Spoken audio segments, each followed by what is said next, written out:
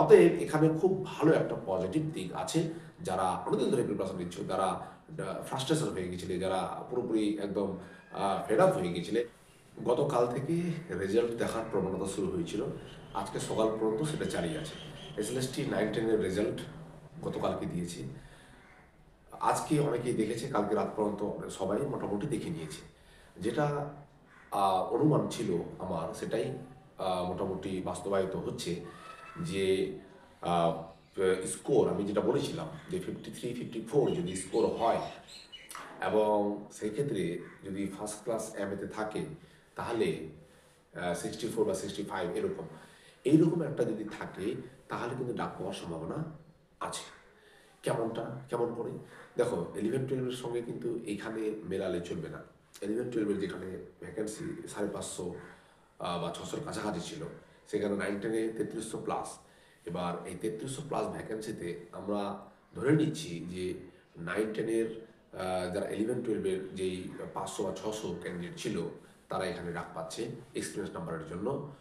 এবং যে 1800 ভ্যাকেন্সি ছিল 9-10-এর, যে 2016-র প্যানেলে, সেই 1700 প্লাস 1800 ভ্যাকেন্সি 2000 ধরলাম সব মিলিয়ে আমি। এবং 11-12-এর ক্ষেত্রে আমি টোটাল 700 ধরলাম সব মিলিয়ে।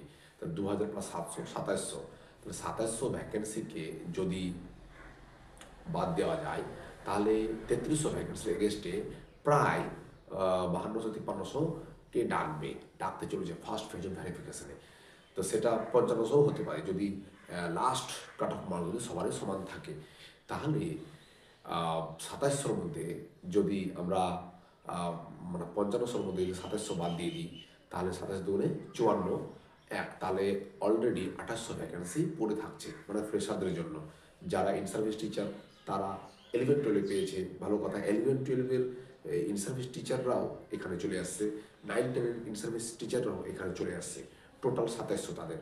এবার সেই 2700 ভ্যাকেন্সিকে বাদ দিলে তাহলে আরও 2800 ভ্যাকেন্সি পড়ে থাকছে, 2800 বা 3000 ভ্যাকেন্সি পড়ে থাকছে।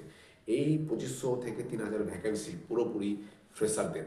এবার 2500 থেকে 3000 ভ্যাকেন্সি যদি ফ্রেশারদের হয়, এবং ইংলিশ 9-10-এর অ্যাপ্লিক্যান্টস যদি টোটাল 40,000 প্লাস হয়, 40,000-ই হবে এরকম, 35 থেকে 40,000 যেটা অনুমান। তো সেই 40,000 ভ্যাকেন্সির মধ্যে মোটামুটি যারা ওভারঅল, মানে আমি এক্সপিরিয়েন্স মার্কসটা বাদ দিচ্ছি, যারা এক্সপিরিয়েন্স মার্ক পেয়ে গেছে তারা তো পেয়ে গেছে, এক্সপিরিয়েন্স মার্কসটা বাদ দিয়ে 70-এর মধ্যে যারা ওভারঅল 64-65 পেয়েছে জেনারেলদের জন্য, তারা কিন্তু পাচ্ছে।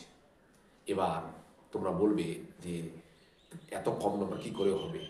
দেখো, 11-12-এ যেখানে 60-এর মধ্যে 60 পেয়েছে বেশিরভাগ, 9-10-এ কিন্তু 60-এর মধ্যে 60 বেশিরভাগ পাচ্ছে না। কেননা গেট থ্রুটা টোটালি ভুল ধরে নিয়েছে, অল মার্কস করেনি, মার্কস টু অল করেনি, গেট অ্যাক্রসটা ধরেছে। খুব মুষ্টিমেয় ক্যান্ডিডেটস গেট অ্যাক্রস করেছিল, টেলিকাস্টেড ধরেছে। যে যে যে স্প্লিটটা ছিল, স্প্লিটটা অনেকেই কনফিউশন ছিল, অনেকে কনফিউশনের জন্য ভুল করে দিয়েছে, সেটাকে কিন্তু মার্কস টু অল করেনি, ঠিক আছে। তারপর জয়েনিংটা ছিল, সেটারও ক্ষেত্রে কিন্তু মার্কস টু অল করেনি। তার মানে এখানে একমাত্র টেলিকাস্টেড একটা জিনিস যেটা ধরেছে, দুটো অপশনকে মার্কস টু অল করেনি। বাকি যেটা থাকলো গেট থ্রু, সেটাকে কিন্তু সবাইকে গেট অ্যাপ্রোচ ধরেছে। তার মানে 59 পাচ্ছে, তাও হাতে গোনা কয়েকজন, মানে জাস্ট 30 জন, 25-30 জন 59 পাচ্ছে। 58 পাচ্ছে বেশিরভাগই 58 পাচ্ছে, 57 পাচ্ছে বেশিরভাগ, 56 পাচ্ছে বেশিরভাগ। তাহলে সেই হিসাবে 55, মানে 55-এর উপরে, তাহলে সেই হিসাবে ধরতে গেলে 65-66 যেটা নাম্বার, 64ও হতে পারে যদি পেয়ে থাকো, তাহলে ফার্স্ট ফেজ অফ ভেরিফিকেশনে 66 ধরে রাখো। 65, 64, 63 সেগুলো সবসময় সেকেন্ড ফেজ অফ ভেরিফিকেশনে কমছে। আমি ওভারঅল বলছি, কোনো ক্যাটাগরি ওয়াইজ বলছি না। ক্যাটাগরি ওয়াইজ ধরলে সেই কাট অফটা নেমে যাবে 52-53, মানে 62-63তে ক্যাটাগরি ওয়াইজ চলে যাবে। ইডব্লিউএস যদি বলি তাহলে সেটা আরও কমবে, 50-60তে চলে যাবে, 60 প্লাস 61। এবার মানে SC/ST ক্যাটাগরি ওই 62-63, OBC A, OBC B 63-64, 65 hardly এইরকম একটা মার্জিনে থাকবে। তার মানে বোঝা যাচ্ছে যারাই অ্যাসপায়ারেন্ট ছিল এবং যারা ডেডিকেটেড ওয়েতে পড়াশোনা করেছিল এবং মিনিমাম 56-55 নিয়ে এসেছে, যদি জেনারেল হয় তাহলে 56-57 তারা পাচ্ছ, যদি ক্যাটাগরি ভিত্তিক হয় তাহলে 55-56 বা 54, ইভেন 50 পর্যন্ত চলে আসবে। ফার্স্ট ফেজে ভেরিফিকেশন যদি নাও আসে, যারা 55-এর নিচে পেয়েছো সব ক্যাটাগরি ভিত্তিক, তারা কিন্তু সেকেন্ড ফেজ থার্ড ফেজে পাচ্ছই। কেননা 2700 ভ্যাকেন্সি যেটা আমি বললাম, তার মধ্যে 600-650 ভ্যাকেন্সি 11-12-এ, সেই ভ্যাকেন্সিটা পূরণ হয়ে যাচ্ছে অলরেডি। তাহলে আরও আমি 700 ভ্যাকেন্সি মানে ওখানে কমিয়ে দিলাম, তাহলে এই 700 ভ্যাকেন্সি আবার ফ্রেশারদের থেকে সেকেন্ড ফেজে ভেরিফিকেশন কমবে।